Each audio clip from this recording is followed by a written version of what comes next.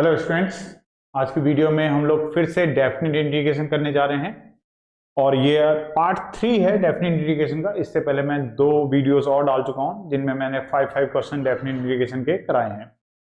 जैसा कि आप लोग जानते हैं, इंटीग्रेशन बड़ा टॉपिक है, कितनी भी प्रैक्टिस करो उतनी कम पड़ती है। तो इसीलिए इस टॉपिक के ऊपर मुझे 3 वीडियोस बनाने पड़ गए इसके इंपॉर्टेंट क्वेश्चंस निकालते हुए। आज के जो क्वेश्चंस मैंने सेलेक्ट किए हैं वो एनसीईआरटी में से सिलेक्ट किए हैं, जो मेन इंपॉर्टेंट क्वेश्चंस हैं एनसीईआरटी के, जिनके इस बार एग्जाम में आने के चांसेस काफी ज्यादा हैं। बहुत अच्छे से ध्यान से देखना इनको और इनकी प्रैक्टिस जरूर करना। तो पहले मैं आपको एक बार दिखा देता हूं कि कौन कौन से क्वेश्चंस मैं आज कराने जा रहा हूं। मे भी हो सकता है इसमें से कई सारे क्वेश्चंस आप लोग खुद ही कर लो, और अगर आपको ये क्वेश्चंस आते हैं तो आप इसको वीडियो को यहाँ पे पॉज कर सकते हैं। यहाँ पे पॉज करके आप इन क्वेश्चंस को अपने आप ट्राई कीजिए, और अपने आप ट्राई करने के बाद अगर कहीं कुछ दिक्कत आती है तब आप वीडियो को कंटिन्यू कर सकते हैं। वरना अगर आप अच्छी मेहनत करना चाहते हैं, अच्छी प्रैक्टिस करना चाहते हैं, तो अच्छी प्रैक्टिस का तरीका यह है कि आप इस वीडियो के इन क्वेश्चंस को पहले खुद ट्राई कीजिए। जब प्रॉब्लम आए तब आप वापस यहाँ पर आना वीडियो में और इन क्वेश्चंस को वहां पे समझना। तो चलिए मैं स्टार्ट करता हूं क्वेश्चंस कराने। जैसे कि पहला ही क्वेश्चन है, ये एनसीईआरटी के अंदर ये एग्जांपल में क्वेश्चन दिया हुआ है।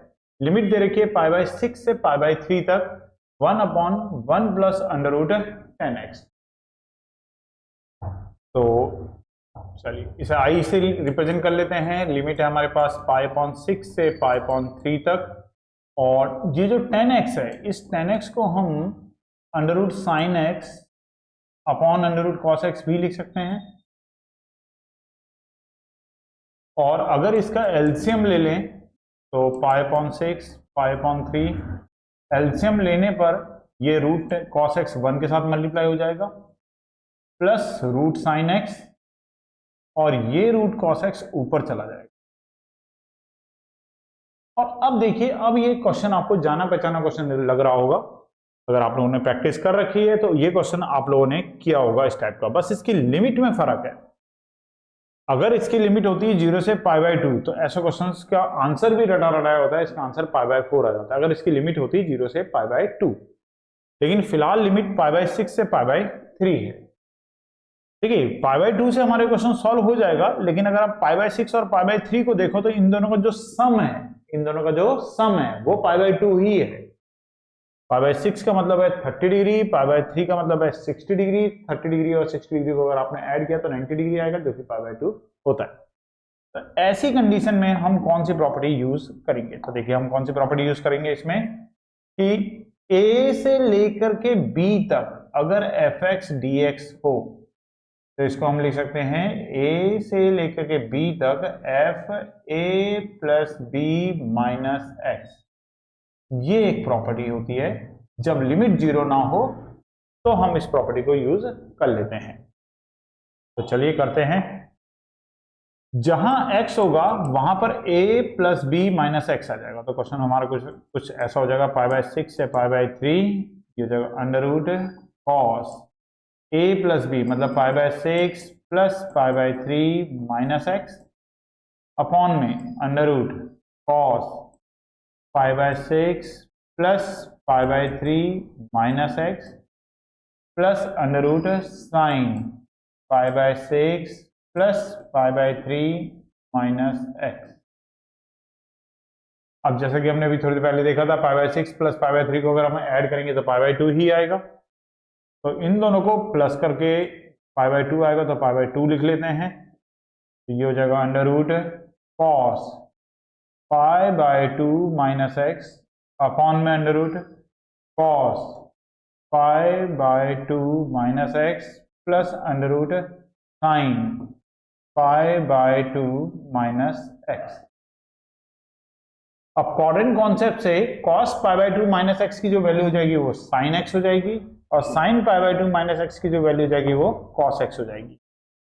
तो π/6 से π/3 cos π/2 माइनस x हो जाएगा sin x, cos π/2 minus x हो जाएगा sin x, sin π/2 minus x हो जाएगा cos x। इसका नाम रख देते हैं इक्वेशन नंबर 2, और ये जो ऊपर बनी थी इसका नाम रख देते हैं इक्वेशन नंबर 1, और इन दोनों इक्वेशन को कर देंगे ऐड, तो दोनों का डिनोमिनेटर सेम है, न्यूमरेटर भी सेम आ जाएगा, पूरा पूरा कैंसिल हो जाएगा और ये 1 आ जाएगा। तो adding equation first and second, तो फर्स्ट और सेकंड को अगर ऐड करते हैं, यहाँ i है, यहाँ पर भी i है, i और i ऐड होगा तो 2i। दोनों के लिए लिमिट सेम है, दोनों पार्ट में लिमिट सेम है, तो लिमिट हम एक ही बार लिख लेंगे, मतलब एक ही इंटीग्रेशन के अंदर दोनों को लिख लेंगे, π/6 से π/3। अगर लिमिट सेम नहीं होती तो इंटीग्रेशन एक नहीं कर सकते थे, हमें अलग अलग लिखना पड़ता। और फिलहाल इंटीग्रेशन सेम है, तो अंडर cos x अपॉन में under cos x plus under sin x, और ऐसे ही प्लस में आ जाएगा ये वाला पार्ट अंडर sin x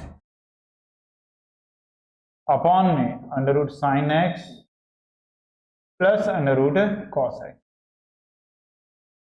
और अब अगर आप इसको एलसीएम ले लेते हैं यहां पर, तो 2i इक्वल टू π/6 से π/3, यहां पर अगर हम एलसीएम लेते हैं तो under cos x plus under sin x, इससे ये कैंसिल होगा, ऊपर बचेगा √cos x plus √sin x, और ये पूरा पूरा आपस में कैंसिल हो जाएगा। और आपस में कैंसिल होने के बाद यहाँ बचेगा आपके पास 1, और 1 का अगर हम इंटीग्रेशन करेंगे तो आएगा x, लिमिट होगी π/6 से π/3। इसका आगे का पार्ट आप लोग कर सकते हैं, इजी है। इसमें पहले आप अपर लिमिट डालेंगे π/3 माइनस लोअर लिमिट डालेंगे π/6, उसको सिंप्लीफाई करेंगे, और फिर उसके बाद ये 2 भी अपॉन में जाएगा, और तब हमें i की वैल्यू मिल जाएगी और इस क्वेश्चन का सॉल्यूशन आ जाएगा। चलिए नेक्स्ट क्वेश्चन करते हैं। लास्ट की कैलकुलेशन मैंने आप लोगों के लिए छोड़ रखी है, आप लोग करना उसको। ये क्वेश्चन भी एनसीईआरटी का ही क्वेश्चन है, एनसीईआरटी की मिसलिनियस एक्सरसाइज में ये क्वेश्चन है, बढ़िया क्वेश्चन है। देखिए कैसे होगा। इस क्वेश्चन की जो तरीका है करने का वो ये है कि सबसे पहले आप इस पूरे को, जैसे cos स्क्वायर है, cos स्क्वायर है, sin स्क्वायर है, इस पूरे को आप एक ही जैसे ट्रिग्नोमेट्री के रेशियो में कन्वर्ट कर लो, या तो पूरा का पूरा sin स्क्वायर में कन्वर्ट कर लो या पूरा का पूरा cos स्क्वायर में कन्वर्ट कर लो। मैं cos स्क्वायर में कर लेता हूं क्योंकि यहाँ भी cos स्क्वायर है, यहाँ भी cos स्क्वायर, ये अकेला sin स्क्वायर है, तो इसको भी हम cos स्क्वायर में कन्वर्ट कर लेते हैं। कैसे कन्वर्ट करेंगे? sin स्क्वायर x को लिखेंगे 1 माइनस cos स्क्वायर x, और अब यहाँ पे 0 से π/2 cos स्क्वायर x अपॉन 4 की अगर 1 में मल्टीप्लाई करेंगे तो 4 आएगा। इसके अलावा 4 cos स्क्वायर x आएगा माइनस का, उसमें से एक cos स्क्वायर x ये माइनस हो जाएगा तो रह जाएगा 3 cos स्क्वायर x। अब इसके बाद क्या करना होगा? अब जैसा ये डिनोमिनेटर है सेम ऐसा ही ऊपर तैयार करते हैं ताकि अलग अलग अपॉन में रखने पर वो कैंसिल हो जाए। तो जैसे यहाँ cos स्क्वायर के साथ -3 है, यहाँ अकेला है, तो -3 से हम डिवाइड कर रहे हैं और -3 से मल्टीप्लाई कर रहे हैं।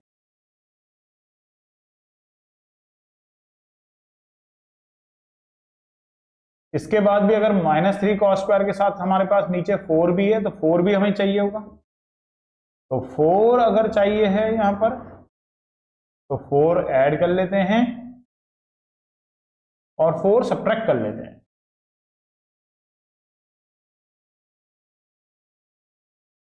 अब देखिए बिल्कुल सेम जैसे ही नीचे है ऐसे ही हमने ऊपर तैयार किया।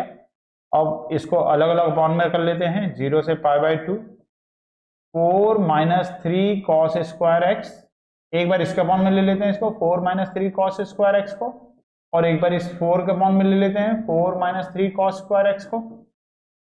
तो ये वाला पार्ट तो हो गया कैंसिल, यहां तो आ गया 1, और 1 का इंडिकेशन हम लोग इस वाले पार्ट को तो बड़ी आसानी से कर लेंगे।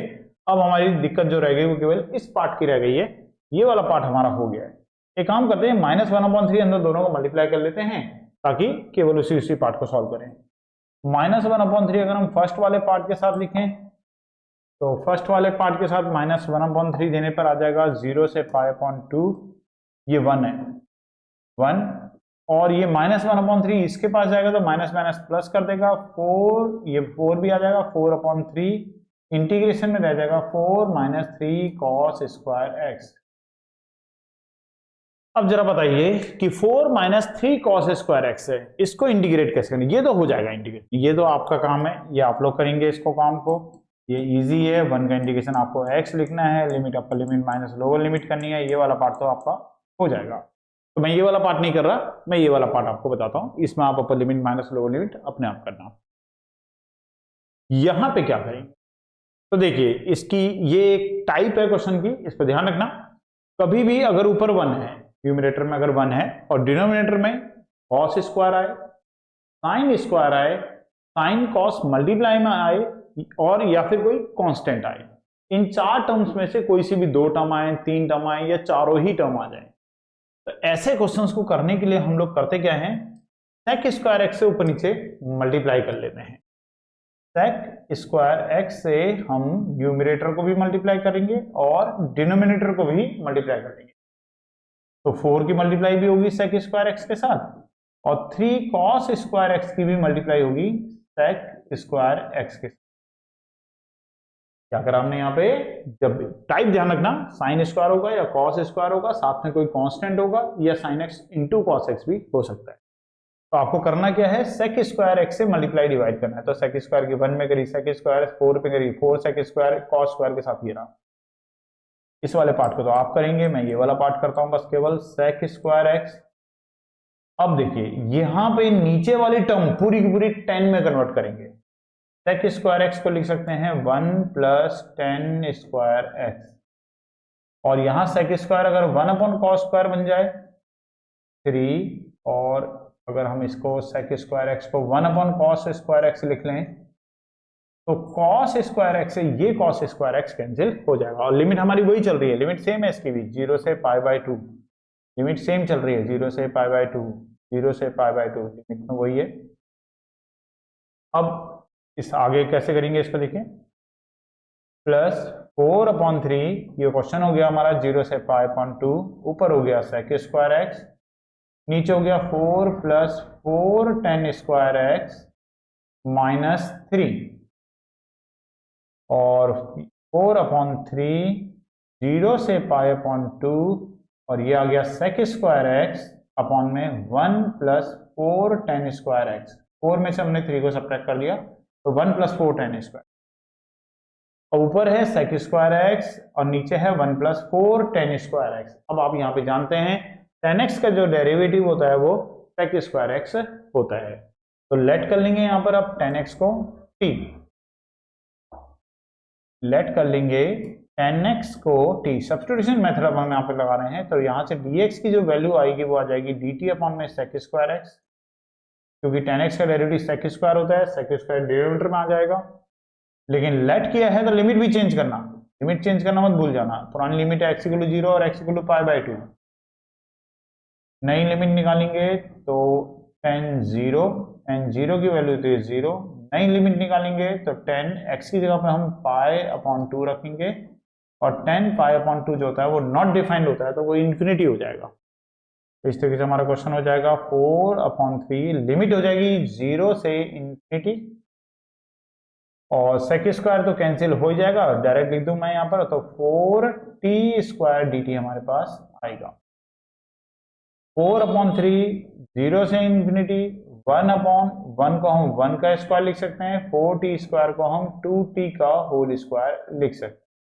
और अभी यहाँ पे फॉर्मूला बन गया 1/a² प्लस x² वाला, या डायरेक्ट भी बोल सकते हैं 1/1 प्लस x² का tan इनवर्स x होता है, तो इसका इंटीग्रेशन हो जाएगा tan इनवर्स 2t। पर एक चीज ध्यान रखना, यहाँ t के साथ 2 मल्टीप्लाई में है तो वो आपको डिवाइड में भी रखना पड़ेगा।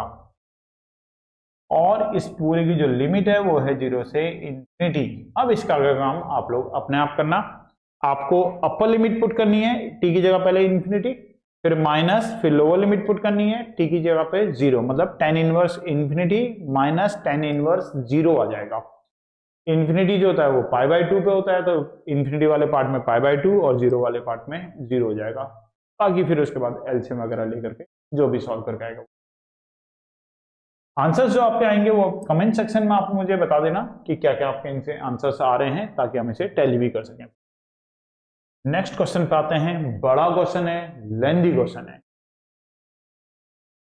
देखिए 0 से पाई log 1 प्लस cos x, बड़ा क्वेश्चन है, अगर एग्जाम में आया तो 5 मार्क्स से कम में नहीं आएगा। तो चलिए स्टार्ट करते हैं। देखिए क्वेश्चन में क्या क्या है इसमें। जैसे 0 से पाई log 1 प्लस कॉस एक्स है। सबसे पहले इस क्वेश्चन में आप a माइनस एक्स की जो फर्स्ट प्रॉपर्टी है उसका यूज कर लो, a माइनस एक्स वाली, जहां पर x होगा x की जगह पर a माइनस एक्स आ जाएगी। फर्स्ट प्रॉपर्टी का हमने यहां पे यूज किया है a माइनस एक्स की जो प्रॉपर्टी होती है x को पाई माइनस एक्स हमने लिख दिया। अब यहां पे क्वाड्रेंट कॉन्सेप्ट लगा रहे हैं।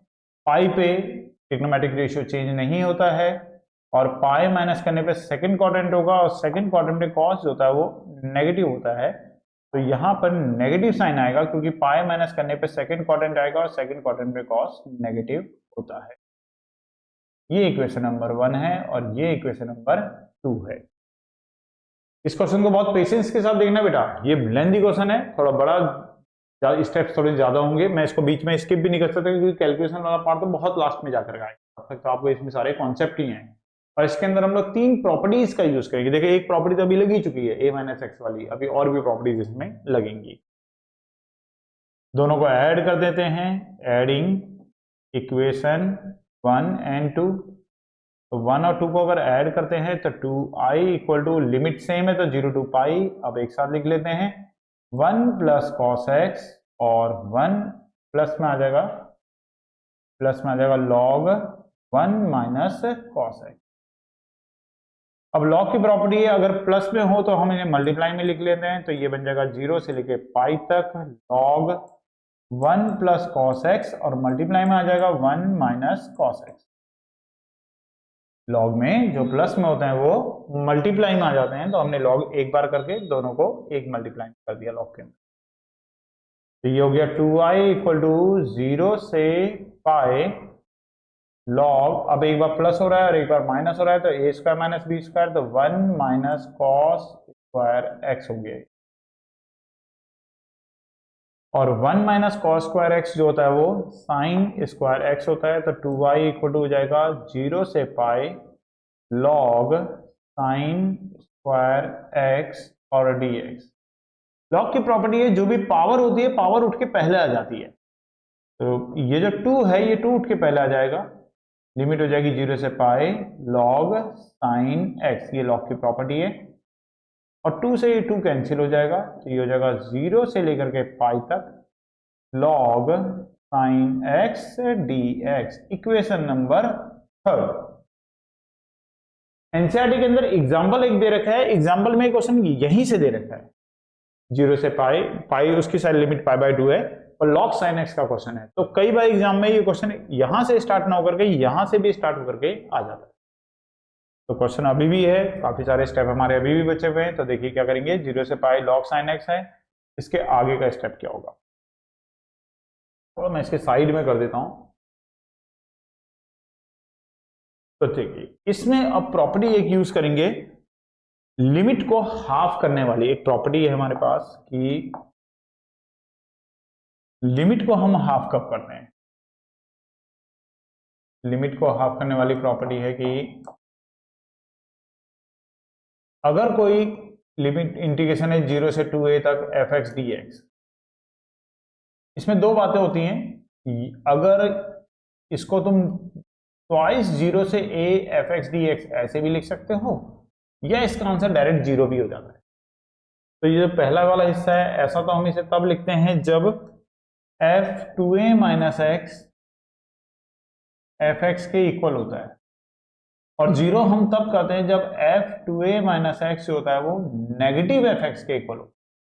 कहने का मतलब अगर f2a माइनस 2a मतलब अपर लिमिट, अगर f2a माइनस एक्स करके सेम आ रहा है तो हम लिमिट को हाफ कर देंगे। 2a था देखो, हाफ हो गया, कितना हो गया a, और बाहर एक 2 आ जाएगा अगर f2a माइनस एक्स fx के बराबर है तो चलो चेक करते हैं।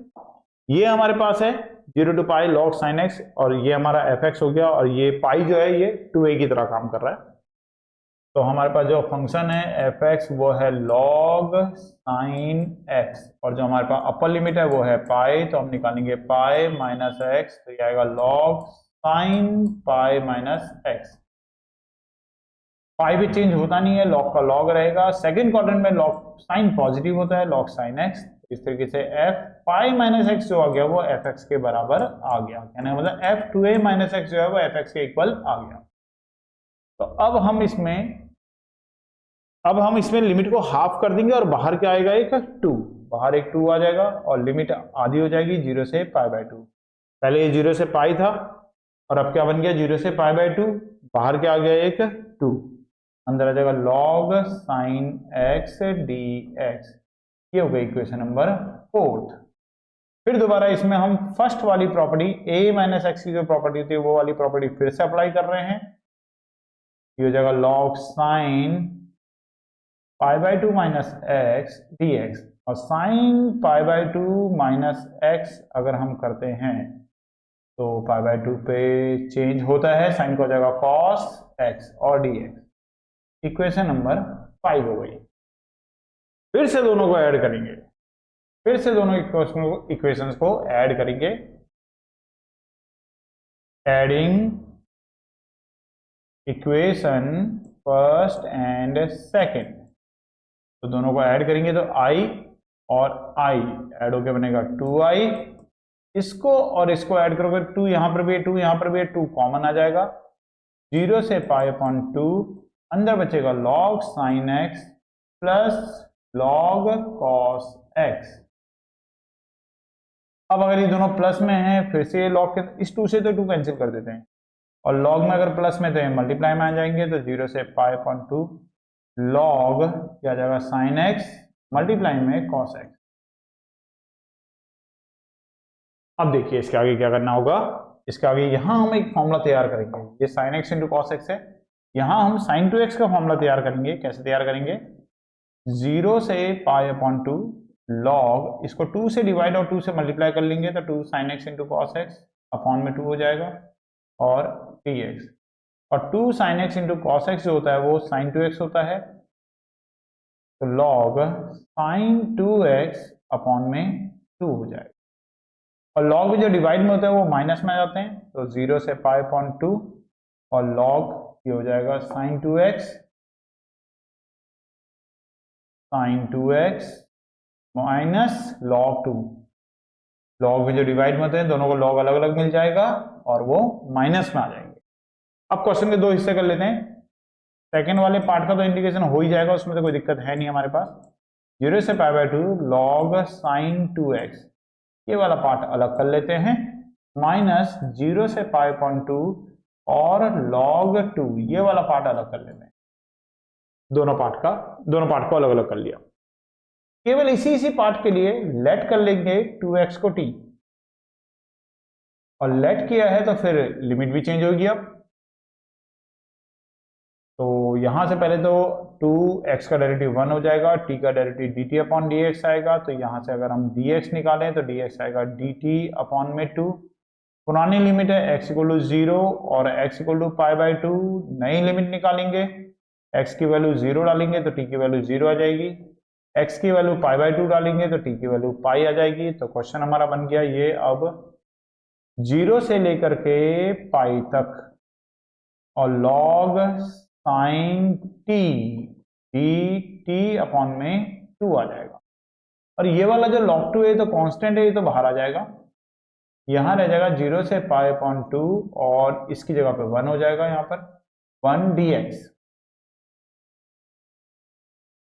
अब यहां पे एक प्रॉपर्टी फिर से लगाएंगे, ये t है इसको हम रिप्लेस कर देंगे x से, ये प्रॉपर्टी है। गौर करना, मैं t की वैल्यू नहीं डाल रहा, मैं यहां से t की वैल्यू 2x पुट नहीं कर रहा हूं, मैं यहां प्रॉपर्टी लगा रहा हूं कि हम वेरिएबल को चेंज करके लिख सकते हैं डेफिनेट इंटीग्रेशन के। तो ये एक प्रॉपर्टी है कि अगर कोई वेरिएबल कहीं पे जैसे t लिखा हुआ है और आप चाहते हो कि इसे x लिखा जाए तो आप इसे x कर सकते हो, और अपॉन का जो 2 है उसे बाहर कर लेते हैं, log 2 और 1 का इंटीग्रेशन हो जाएगा x, 0 से पाई बाय 2 उसकी लिमिट है, तो i 1 अपॉन 2। अब देखना है ये जो है इक्वेशन नंबर 3 में अगर आप देखोगे तो 0 to pi log sin x dx हमारे पास पहले भी आया था इक्वेशन नंबर 3 के अंदर। 0 टू पाई log sin, यहाँ पर 0 to pi log sin x dx जो था ये 3rd इक्वेशन में था, और ये किसके इक्वल था, i के। तो 0 to pi log sin x की जगह पे हम क्या लिख सकते हैं, i लिख सकते हैं। तो यहाँ पे हम इसकी जगह पे ये जो 0 to pi log sin x आ रहा है, इसकी जगह पे हम क्या लिख सकेंगे, i लिख सकते हैं फ्रॉम इक्वेशन थर्ड। ये हम कर रहे हैं फ्रॉम इक्वेशन थर्ड से हम ऐसा कर, ये हो गया log 2, x में अपर लिमिट डालेंगे तो π/2, लोअर लिमिट डालेंगे तो 0, और इस i को इधर ही ले आते हैं तो i/2 इस तरफ आ जाएगा, माइनस का log 2 और मल्टीप्लाई में π/2, इसका भी एलसीएम ले लेंगे तो 2i minus i equal to minus का π/2 log 2, अपॉन 2 से तो अपॉन 2 कैंसिल हो जाएगा, 2i में से i जाएगा, i बचेगा, 2i में से अगर हमने i को माइनस किया तो i बचा, और इक्वल टू में बच गया माइनस का पाई log 2, और यही है हमारा इस क्वेश्चन का आंसर। लेंथी क्वेश्चन है, बड़ा क्वेश्चन था, बहुत सारी प्रॉपर्टीज इसमें यूज करनी पड़ी, मतलब 3 प्रॉपर्टी हमें इसमें यूज करनी पड़ी। एक तो ये वेरिएबल चेंज करने वाली t की जगह पे हमने x किया, एक तो प्रॉपर्टी हमने ये यूज करी, एक प्रॉपर्टी हमने वो a-x वाली भी यूज करी जो स्टार्टिंग में यूज कर ली थी a-x वाली। इसके अलावा जो एक प्रॉपर्टी हमने यूज करी वो ये वाली प्रॉपर्टी यूज करी, लिमिट को हाफ करने वाली प्रॉपर्टी। जब वो 0 to पाई आया था, जब ये 0 से पाई आया था तो हमें इसे हाफ करना था, π/2 बनाना था, तो ये वाली प्रॉपर्टी हमने इसमें यूज करी। तो बड़ा क्वेश्चन है, एग्जाम में आएगा तो बड़े मार्क्स में ही आएगा, और एनसीईआरटी में ये 2 बार देखा है। एनसीईआरटी में एक एक्सरसाइज के अंदर तो एग्जैक्टली क्वेश्चन है, और एक एग्जाम्पल भी है, एग्जाम्पल के अंदर वो log sin x करके गिवन है। तो चलिए फिर नेक्स्ट क्वेश्चन पे आते हैं इसके बाद। तो नेक्स्ट क्वेश्चन हमारे पास मॉडुलस का है, मॉडुलस में x³ माइनस x। तो मॉडुलस हमें पता है कि जब हमें मॉडुलस हटाना होता है तो मॉडुलस हटाने पर बाहर प्लस या माइनस साइन लगाना पड़ता है, बस हमें यही जज करना है कि कब ये पॉजिटिव होगा और कब ये नेगेटिव होगा। तो देखिए कैसे करेंगे इसको। सबसे पहले तो यहाँ से इसके टर्निंग पॉइंट निकाल लेते हैं कि कौन कौन से इसके टर्निंग पॉइंट है, या क्रिटिकल पॉइंट भी बोलते हैं इनको। तो जैसे उसको निकालने के लिए हम लोग x³ माइनस x को 0 के इक्वल करते हैं, x कॉमन ले लेंगे तो x² माइनस 1 इक्वल टू 0 हो जाएगा, और x² माइनस 1 में फैक्टराइज करेंगे तो x प्लस 1 और x माइनस 1 आ जाएगा इक्वल टू 0। यहाँ से 3 वैल्यू आएंगी, फर्स्ट वाले से अगर निकालोगे तो x की वैल्यू 0, सेकेंड वाले से निकालोगे तो x की वैल्यू -1, थर्ड वाले से करोगे तो x की वैल्यू +1। तो नंबर लाइन पे अगर आप इसे रिप्रेजेंट करो तो नंबर लाइन पे सबसे पहले आएगा -1, फिर आएगा 0, फिर आएगा 1, ये तीनों नंबर आ जाएंगे। इंटीग्रेशन करना है -1 से लेकर के 2 तक, -1 से लेकर के 2 तक, यहां तक हमें इंटीग्रेट करना है। इसका मतलब हमारा जो ये ब्रेक होगा, लिमिट जो ब्रेक होगी वो 3 हिस्सों में ब्रेक होगी, -1 से 0, फिर 0 से 1 और फिर 1 से 2। चलिए एक एक करके देखते हैं और देखते हैं कहाँ पॉजिटिव आ रहा है और कहाँ पर नेगेटिव आ रहा है। वैसे ये सिंगल मॉडुलस का ही है, तो एक अगर हमें पता चल जाए तो बाकी तो फिर ये ऑल्टरनेटिवली चलेंगे ही चलेंगे। तो आप किसी भी एक वैल्यू से चेक कर सकते हैं, कहीं से भी चेक कर सकते हैं, कोई जरूरी नहीं कि आपको इन्हीं के बीच में चेक करना है, आप कोई सी भी एक वैल्यू लेकर के चेक कर सकते हैं। जैसे अगर आप इसमें कोई भी एक वैल्यू डाल लीजिए, इनके अलावा भी डाल सकते हैं, जैसे आप 2 से बड़ी वैल्यू भी डाल सकते हैं। 2 से बड़ी वैल्यू अगर आपने 3 डाली तो 3 का क्यूब -3 करने पर डेफिनेटली ये पॉजिटिव आएगा। तो इसका मतलब 2 से बड़ी वैल्यूज पे ये पॉजिटिव होगा, अगर यहाँ पॉजिटिव होगा तो फिर यहाँ नेगेटिव होगा, फिर यहाँ पॉजिटिव होगा और फिर यहाँ नेगेटिव हो जाएगा। तो हमें बड़ी आसानी से पता चल गया कि कहाँ कहाँ पर ये पॉजिटिव है। तो हमारा जो फंक्शन ब्रेक होगा वो ऐसे ब्रेक होगा, -1 से लेकर के 0 तक। देखिए मैंने क्या करा, मैंने 2 से बड़ी कोई वैल्यू ली 3 इसमें पुट करके देखा, 3 पुट करने पर ये पॉजिटिव आ रहा है तो मैंने पॉजिटिव लिया, और ऑल्टरनेटिवली फिर ये माइनस, फिर ये प्लस और फिर ये माइनस, ऑल्टरनेटिवली चलता है। अगर सिंगल मॉडुलस का है तो ये ऑल्टरनेटिवली चलते हैं। अब -1 से 0 पे ये नेगेटिव है तो मॉडुलस हटा देते हैं, बाहर से एक नेगेटिव साइन आ जाएगा।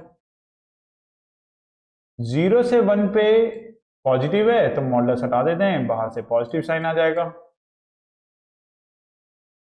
और 1 से 2 तक नेगेटिव है तो मॉडुलस हटा देते हैं, बाहर से नेगेटिव साइन आ जाएगा। और अब इसको इंटीग्रेट करते हैं, तो एक पार्ट मैं कर देता हूं, बाकी दोनों पार्ट सेम है, तो वो कैलकुलेशन वाला पार्ट आप लोग करेंगे। तो देखिए अगर हम माइनस को बाहर ही रखें तो x³ का जो इंटीग्रेशन होता है वो होता है x की पावर 4 अपॉन में 4, माइनस x का जो होता है वो होता है x की पावर 2 अपॉन में 2, और इसकी जो लिमिट है वो है -1 से 0। ऐसे आप आगे भी कर लेना। सेपरेट करके लिमिट देंगे तो आपके लिए ज्यादा आसान रहेगा, कैलकुलेशन गलत होने के चांसेस कम होते हैं। एक साथ करने पर अगर मैं पूरे में अपर लिमिट डालूं फिर पूरे में लोअर लिमिट डालूं, इसमें गलती होने के चांसेस होते हैं। तो मैं सेपरेट कर रहा हूं, ये वाली लिमिट एक बार इसको दे रहा हूं तो 1/4 x की पावर 4 -1 से लेकर के 0 तक, ये माइनस प्लस हो जाएगा 1/2 एक्स स्क्वायर और लिमिट जाएगी -1 से 0, और ऐसे ही सिमिलरली आगे भी कर लेना। देखिए बहुत छोटा हो जाता है ऐसे करके, अगर आप ऐसे में करें तो ऐसे में कैलकुलेशन बड़ी होती है, गलत होने के चांसेस भी काफी ज्यादा रहते हैं, और ऐसे में कैलकुलेशन इजी हो जाती है। अब इसमें अपर लिमिट डालेंगे तो 0 माइनस लोअर लिमिट डालेंगे तो -1 की पावर 4 प्लस 1/2, अपर लिमिट डालेंगे तो 0 माइनस लोअर लिमिट डालेंगे तो -1। ऐसे ही अभी आगे और भी करना है। -1/4 यहां बचेगा, इवन नंबर है तो ये प्लस का हो जाएगा तो प्लस माइनस माइनस का 1 आएगा, और यहां पर ये माइनस माइनस मिलके प्लस हो जाएगा तो ये 1 आ जाएगा। आगे और भी है, ये मल्टीप्लाई होगा तो प्लस का आएगा 1/4 प्लस का आएगा 1/2, ऐसी आगे की और वैल्यूज भी आएंगी। सारी वैल्यूज का एलसीएम वगैरह लेकर के सॉल्व कर लेना और आपको इसका आंसर मिल जाएगा। तो चलिए नेक्स्ट क्वेश्चन पे आते हैं। इसके बाद ये मॉडुलस वाला क्वेश्चन था, और अभी लास्ट क्वेश्चन हम लोग कर रहे हैं, ये भी एनसीईआरटी का ही क्वेश्चन है, एनसीईआरटी के एक्सरसाइज में ही क्वेश्चन है। क्वेश्चन बहुत इजी है, थोड़ा सा दिखने में ऐसा लगता है कि बहुत सारी टर्म्स दे रखी हैं, पर क्वेश्चन बहुत इजी है। ये आपको गिवन कर रखा है कि नहीं, इवेल्युएट नहीं है, सॉरी, यहाँ पर इवेल्युएट हटा देते हैं इसका। शो दैट करना है कि 0 से लेकर के a तक fx gx dx equal to 0 twice 0 से लेकर a तक fx dx if f and g are defined by this. ये दो डेफिनेशन आपको दे रखी है कि fx इक्वल टू है fa माइनस एक्स और gx plus ga minus X equal to है 4। तो शो करना है कि 0 से लेके a तक जो fx gx है, इसकी जो वैल्यू होगी वो इतनी होगी, 0 ट्वाइस 0 से लेके a तक fx dx आ जाएगी। तो चलिए सबसे पहले इसमें हम फर्स्ट प्रॉपर्टी का यूज कर रहे हैं, जहां x लिखा हुआ है x की जगह पर आ जाएगा a माइनस एक्स, जहां x लिखा हुआ है x की जगह पर आ जाएगा a माइनस, इसका नाम इक्वेशन 1 भी रख देते हैं। अब जो हमें गिवन कंडीशंस हैं उनके according f a minus x की जगह पर हम fx लिख सकते हैं, और g a माइनस एक्स की जगह पर अगर हम वैल्यू निकालें तो g a माइनस एक्स की वैल्यू आएगी 4 माइनस जी एक्स। इस fx को अंदर मल्टीप्लाई कर देते हैं तो 4fx, और gx से भी मल्टीप्लाई होगा तो fx इंटू dx और dx। अब आप चाहें तो इनको ऐड करके भी कर सकते हैं या इधर से वैल्यू उठा के भी डाल सकते हैं, तो ऐड ही कर लेते हैं, ऐड करके ही कर लेते हैं। इक्वेशन नंबर सेकंड है तो दोनों को इक्वेशन को ऐड कर देते हैं, एडिंग इक्वेशन 1 एंड 2, दोनों इक्वेशन को ऐड कर लेते हैं। तो ऐड करने पर आ जाएगा i और i ऐड होगा तो 2i, लिमिट दोनों की सेम ही है 0 से a, पहला वाला है fx dx dx plus 4fx minus fx dx और dx, इससे तो ये पूरा कैंसिल हो जाएगा, तो 2i इक्वल टू हो जाएगा, ये 4 तो बाहर आ जाएगा, 0 से लेकर के a तक fx dx। तो इस तरीके से 2 से 4 जब कैंसिल हो जाएगा तो 2 से 4 कैंसिल होने पर i जो बचेगा वो कितना बचेगा, तो i 0 से लेकर के a तक fx dx, और i हमने सपोज किया था किसको, 0 से लेके a तक जो fx gx dx था उसको हमने i सपोज किया था, तो इक्वल टू किसका आ गया ये, तो i 0 से लेके a तक fx dx के ये इक्वल आ गया।